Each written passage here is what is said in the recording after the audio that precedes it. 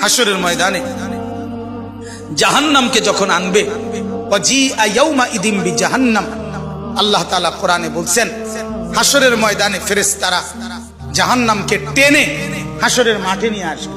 এই যে এখানে যেরকম আমরা বসছি, মনে করেন এখানে আনছে আইনা দাঁড় করাইছে, ঠিক এরকম টেনে আনবে।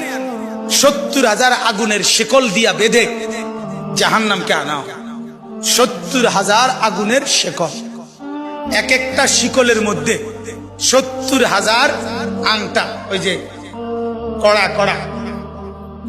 কড়া শিকল বানায় কি দিয়া, কড়া একটা একটা লাগাইয়া না, এক একটা শিকলে 70,000 কড়া, এক একটা কড়া 70,000 ফেরেশতা ধরবে।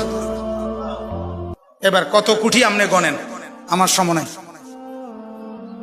কোটি কোটি ফেরেশতা টেনে আনবে, আর জাহান্নাম তার একটা বিকট চিৎকার দিবে। এক চিৎকারে পুরা হাসরের ময়দানের সবাই চিৎকার দিয়া উঠবে, ইয়া রব্বি নাফসি নাফসি, আল্লাহ আমাকে মাফ করেন, আমাকে মাফ করেন।